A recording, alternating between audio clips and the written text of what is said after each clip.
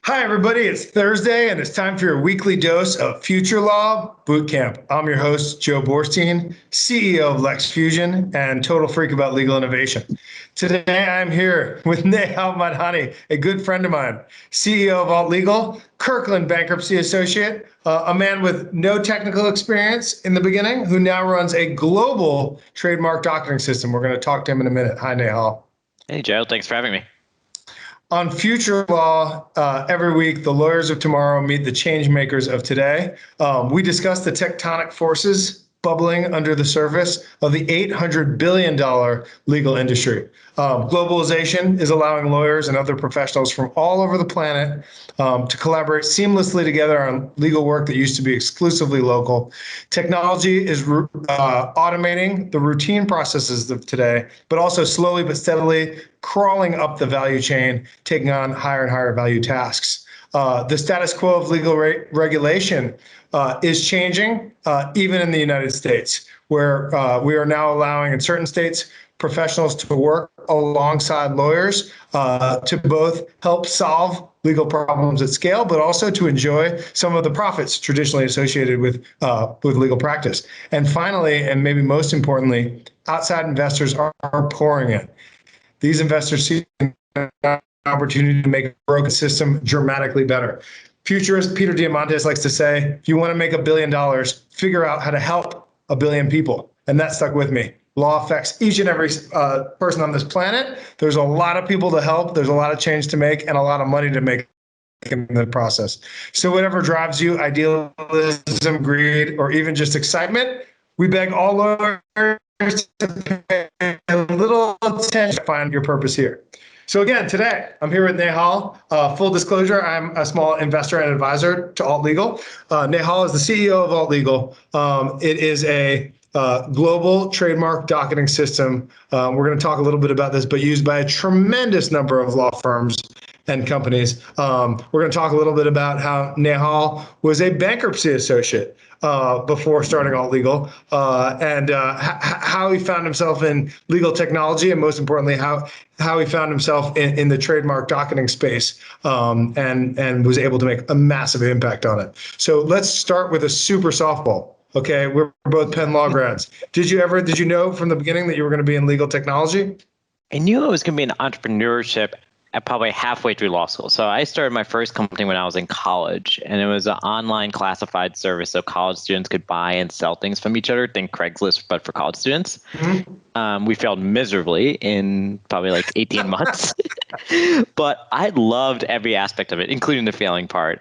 And so I wanted to build something, and probably like halfway through law school, I'm like, I think more than the practice of law, I'm drawn to entrepreneurship. But I graduated law school in 2009, and the world was kind of falling apart, and Kirkland and Ellis had given me this offer to join them, and the restructuring group seemed like a great area to be in at the time. So ended up going there, just knowing that at some point I would go back to entrepreneurship, not necessarily legal tech.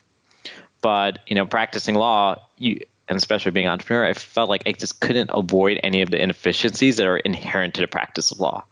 Yep. And, after 4 years of practicing, I noticed a bunch of them. So it just seemed like the right approach to combine on my interest in entrepreneurship with my legal background and get into, at that point, what was probably a really early stage world of legal tech. I think there were a handful of companies. We would all get together above the bar at Five Guys in New York, and we all knew each other. It was like maybe a dozen companies at the time.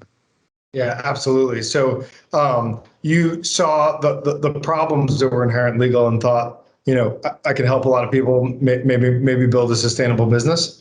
Exactly. So tell us more about that. Obviously, you were a bankruptcy attorney. Was your first thought, like, obviously the problems you were seeing right in front of your face were problems with the bankruptcy system. There Right. are companies out there like Upsolve, working on that. They're doing some tremendous stuff. What made you pivot away from that world? Yeah, and there's like Next Chapter that serves like, law firms and provides software. But, to me at the time, I think law firms weren't as interested in efficiency as a whole.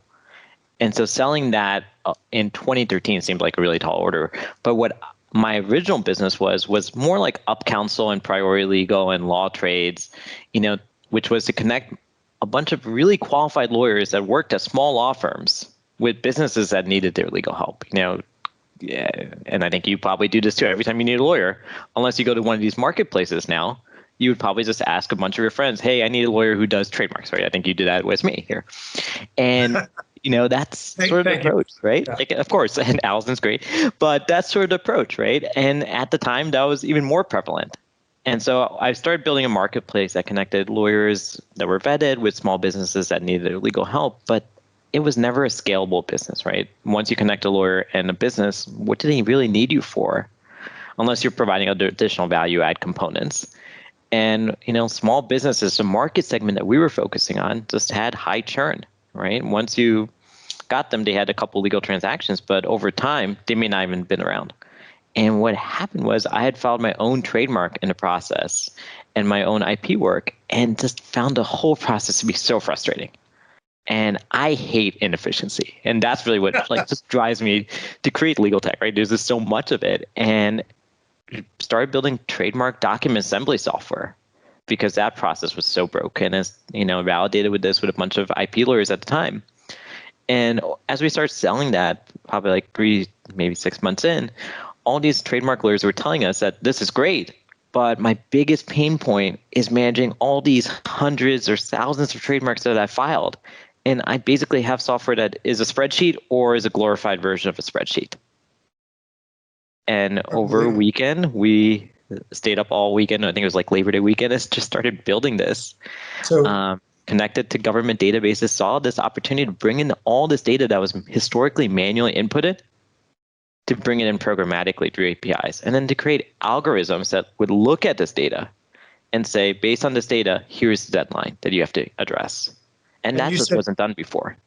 Yeah, absolutely. And you said we. So I mentioned in the beginning, and it wasn't just, knock Nehal. I mentioned in the beginning that when you started this business, you did not have a technical background. I think one of the sticking points for a lot of people that see inefficiency in legal is they think to themselves, well, I can't make an impact here because, that business is for somebody with decades of coding experience. Right. What would you say to somebody with that point of view? I think coding is learnable, right? I think is very logical. And that's certainly what I did for probably the 3 months after I left Kirkland. Just spent a lot of time just, learning computer programming. There's so many tutorials online. There's so many courses that you could do. So I went through that process, and, it was pretty learnable. And you don't need to make the most sophisticated version of the software as your first iteration. You just need to know enough to produce something that can validate your ideas. Mm-hmm. And so, I certainly recommend that approach if you want to learn the technical know-how. And also, there's so many ways now to validate ideas without even writing a single line of code, and to just, have a human being behind the scenes to start. Mm-hmm. Have like a black box with a human being answering questions. Exactly, right? And you kind of see this with some of the AI tools out there, right? Like, they are human assisted because AI just hasn't fully caught up, or the tools haven't fully caught up to what they need to be. And what about now? So you learned a little coding in the process, but when you go into work each day, or what percentage of your time is dealing with the technology versus the clients versus the business? Yeah, I still am involved in product and sort of shaping the product direction, but we have a team now that handles that. And my engineers have deliberately locked me out of the code, so I can't make any changes on my own. I think that's a good idea. Yeah, just go ad hoc. So we're a team of about 30 people now, and the engineers and the product managers typically handle most of it, but I still sort of impine on product. The rest of my time is spent more on the business and sales and making sure the world knows about all legal's trademark docketing software. Yeah, talking to weirdos who are freaks about legal innovation on podcasts. Exactly. So weird ones. I only forced you through that painful line of questioning because I think that there is a misconception about what it means to weigh in on a product, and so much of it has nothing to do with technological experience at all. Just Right. having an intuitive sense for where a button and a gizmo and a gadget should go, and what pain points are, and then translating that, or not even translating it, just explaining that to somebody who does have the technological chops to execute on that vision. That's right. And it's really learning and like just knowing what lawyers want, right, and need. And that combined with and being able to translate that into any sort of technical concept is valuable enough, Mm-hmm. right? So that you can then build a workflow that makes sense for lawyers, right? So I want to pivot a little bit. We talked a little bit about the business, and I do want to come back to your tremendous success in gaining clients, something that frankly people have struggled with. But I want to talk a little bit about this broader environment. Obviously, this last year has been ridiculous for so many reasons: scary, amazing, disruptive. How have you seen this environment impact the world of legal tech and also your business specifically? Now, I think we've been fortunate in legal tech where I feel like this past year shaped the adoption curve significantly and pushed it up to a place where we hadn't seen or expected it. We see obviously funding announcements left and right, but companies are actually able to drive adoption in a way that wasn't possible before. Right? It's not where it needs to be, but it, again, just moved it up by years. And I'm sure you've seen it with sort of the conversations that you've had. Absolutely. What we saw on our business in particular was that in addition to obviously driving up adoption curve, it made our product stickier. People just realized just how fundamental and essential it is to have cloud-based docketing software, to have it in a place where it's automated so that, as people shifted work environments, as people had disruptions in their lives, they could still rely on the software. So we actually saw in 2020 our lowest cancellation rate. And our cancellation rate historically has been really low, but our lowest cancellation rate to date. That's incredible. And what about budgets? Did you feel they went up? Were people more flush, quicker to make decisions? I think decisions were a little bit slow in the beginning of the pandemic because everyone was sort of distributed, obviously, right? Yeah. And worried about other things. But the second it was like half, 3 weeks of freeze. I mean, across all business. Yeah, the second half of the year, we saw sort of quicker turnarounds on decision making. We saw just sort of the firms just realizing, and companies and in-house legal teams just realizing the necessity of legal tech, right? Whereas before I think it was optional, now it just became sort of, I need to have this, I need to be more efficient, I need to be able to be more collaborative with folks that are just in multiple places. Mm-hmm. I can't walk down the hall and do things more manually like I have. I want real-time visibility into my contract, for example, or my contract process, for example. Right. So you mentioned the OGs of legal tech. I think people that have been involved with this game for more than 10 years would also say that the financial crisis was a huge game changer, and it was. In my humble opinion, though, things kind of went back to somewhat normal. We then spent the next decade talking about having to do more with less, but there was still pretty minor appetite for real meaningful change. That wasn't true in this pandemic. There was massive immediate change. I guess I'm curious whether you think, will it last this time? Will there be fixed budgets for innovation in all law firms and all corporations that roll from year to year?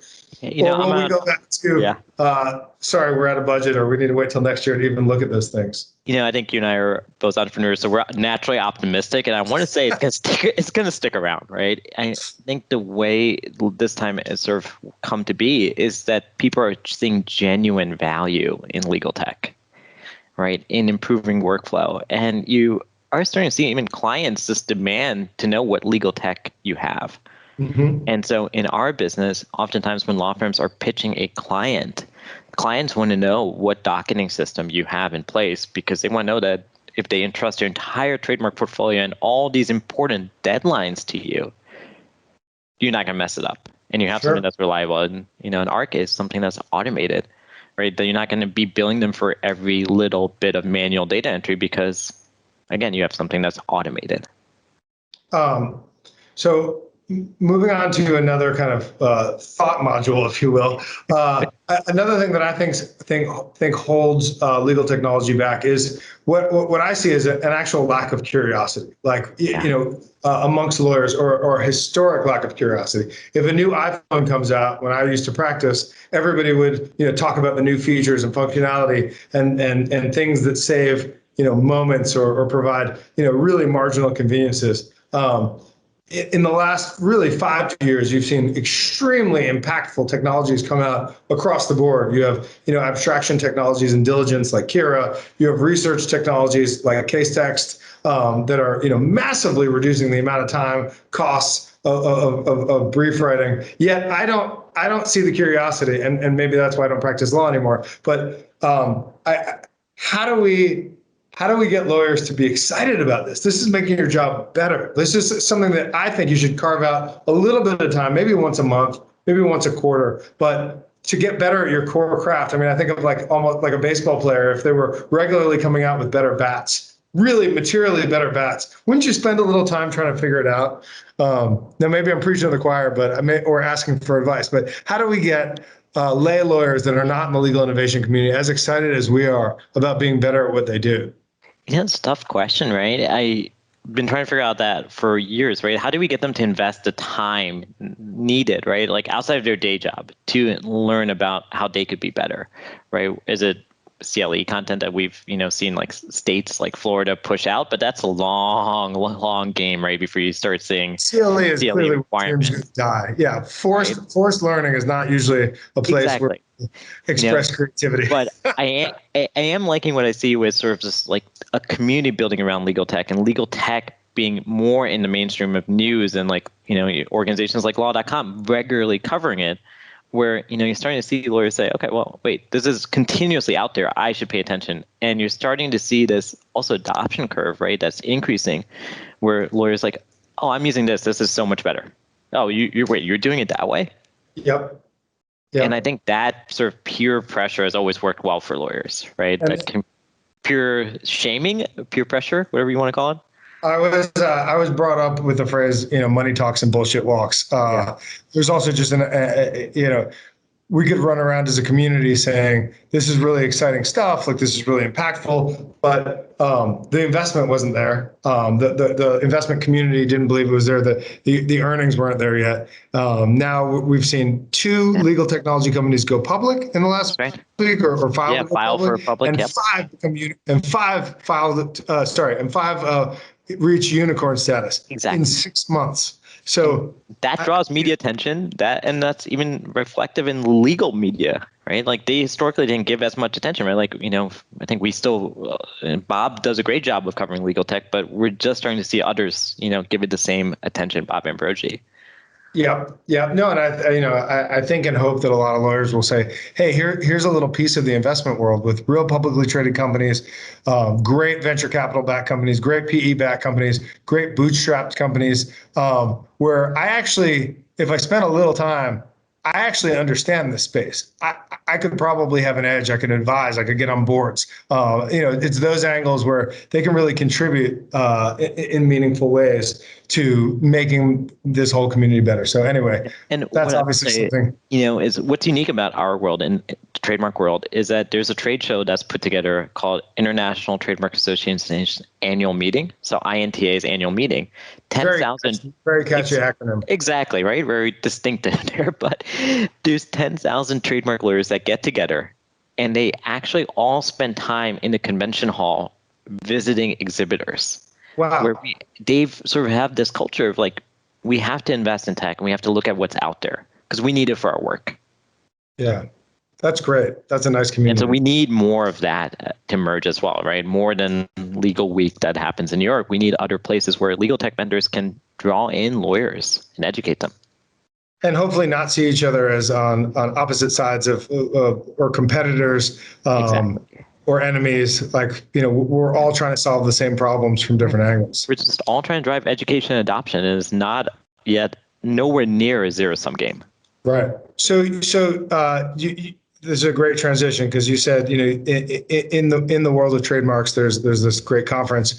One thing that's really special about your company, and sometimes I don't even think you know it, is I think last time you told me you were nearing the 1,000 customer mark. That's right. And these are law firms and corporate counsel, right? Exactly. So not users, but we work with close to 1,000 different organizations across the world today. Yeah. So I will tell the audience, in case it's not obvious, that is a astounding number for a company of your size and for a team of your size to be able to have reached out, connected with, developed interest, and actually closed deals. What are you doing right that other people are not? Because while Alt Legal is a phenomenal product, there are, a good number of phenomenal products out there that have, have not scratched the surface of the penetration you are getting in the market. I think a lot of our audience, especially the people in the legal tech world, if you don't mind giving away some of your secret sauce, would like to know, what you're doing that's making that work.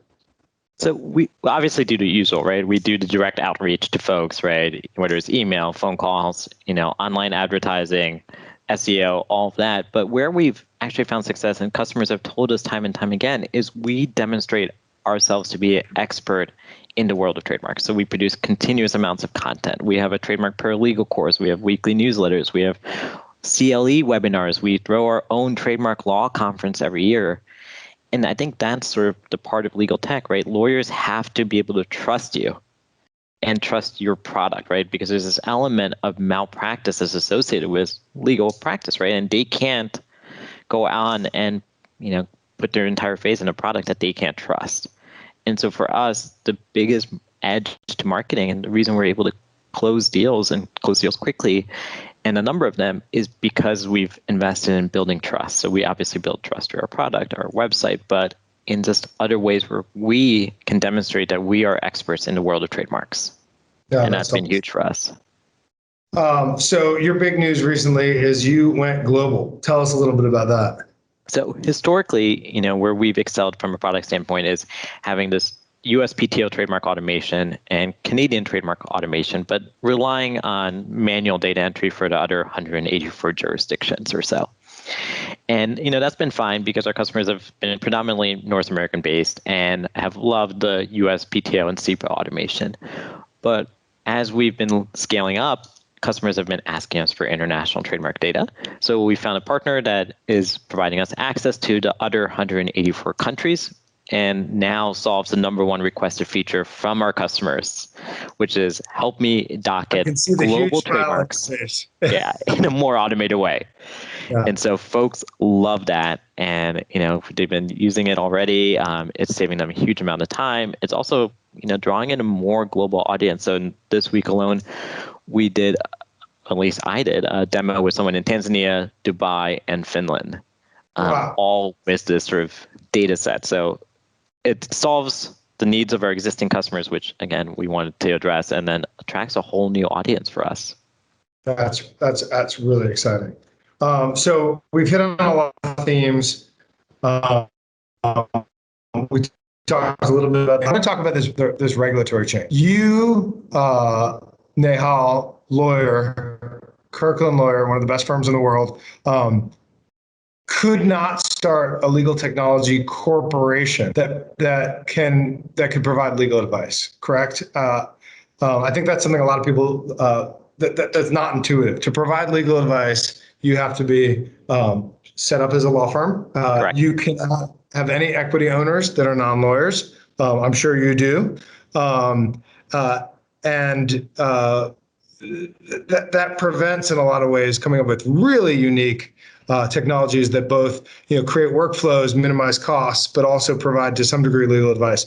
In most of the world, that is not true. The U.S. is an outlier there, and we're seeing change come around the corner. We have a few states now that are allowing regulatory sandboxes where lawyers and legal tech can partner with non-lawyers and create C corporation type businesses that solve legal problems at scale. Complex setup. I got two questions for you. One, just kind of want your feedback on that. Like, are you bullish, bearish? And two, does alt legal have a place in the regulatory sandbox of the future? Yeah, I think the sandbox is a great idea. We've had these regulations and restrictions in place for decades now, I believe. And the world sort of evolved. And I think there are mechanisms to protect against the risk that they were trying to protect against and still at the same time allow for innovation. So I'm super excited about these sandboxes, right? Otherwise we've seen organizations try and come up with these convoluted structures, right? Where you have a legal service organization and then a legal technology organization, right? So you saw this with Atrium, you saw this with ClearSpire, right? What's the point of these workarounds when we can probably find a way to allow for greater access to legal services, allow for more automation, and serve a market that isn't otherwise being served today? Right, and you've seen LegalZoom attempt to do this, but giving them less restrictions could allow them to potentially do it more effectively. right? And you already see some of it, obviously, with the way they built, I think, Pulse and as well as this the LegalZoom traditional arm. So I'm super excited. As far as alt legal goes, we've always sort of taken a position and built a tool that is for trademark professionals. And so, we have no plans to go down and serve the end user, individual business owners that want to file trademarks. Our approach is always just going to be to build software for trademark professionals. So we're excited, but we're not going to be participants. So let's put ourselves back in the shoes of a young or mid-career lawyer practicing law today. We hit on four themes: technology, globalization, regulation, investment. If you're them, what terrifies you and what excites you? I think what terrifies me is, investment in part, right? You have these sort of incredible interest in funding legal tech companies, but not every legal tech company is well suited for venture at its earliest stages. There's an adoption curve in legal that isn't necessarily quick. And that long sales cycle may not be well suited for that venture arm that's going to be funding you. So that's the part that scares me, right? Is legal tech companies potentially taking in funding too quickly without necessarily having the right direction, the right product, and the right ability to scale, and then not being able to meet the needs and demands of their investors. Mm-hmm. But what does excite me is just the amount of interest in legal tech from lawyers across the board, right, wherever they are. And I think if you're a lawyer, you can find a niche in legal tech to serve and build a really great business around that, and then leave the option for venture at any point, but it doesn't necessarily have to be on the outset. And I just leave to our audience that it's not like you don't have to be a founder to enjoy legal tech. My first stop was at an established company, helped them grow 5x, had a lot of fun, got to steer the direction. Like almost any level of risk tolerance, there is a place for somebody. You don't have to go from senior associate to zero, hoping for the $100 million payout. Though that is exciting. Right. But every kind of combination and permutation in between is ripe for the pickings. And especially now, there's this, like you said, there's publicly traded legal tech companies soon to be publicly traded. There's unicorns. There's also just in between well-established legal tech companies that can, not necessarily match a law firm salary, but make sure you're not taking a big pay cut and aren't going out of business anytime soon. Right. Yeah. So everybody should keep their eyes open for a whole host of opportunities. I had a friend at an AmLaw 30 firm was ready to move on and do something different, and said, like, how long do you think it will take me to get a good job in legal tech? I said, I bet a couple months. It was weeks. People were so interested in this person and her experience and expertise, and she found herself in a virtual bidding war in no time. There's a thirst for talent that everyone for can sure. kind of be of. Yeah, and to scratch that itch of like a lot of us like law school. We like the law, and want to make the law better. Kind of going back to what I said, right? Part of the reason we're able to sort of succeed in the market is we demonstrate trust and we demonstrate knowledge of trademarks. And, who better than lawyers that understand the field? So we're always eager to have people that have that legal expertise and are looking to transition out of firms. Well, you heard it here first. Nehal Madhani, Alt Legal. You're doing amazing things with the business. And as always, we're keeping a close eye on you. Thanks for being on Future Law. Thanks for having me. Bye, everybody. I'll see you next week on Future Law Bootcamp. Thanks, Latera TV.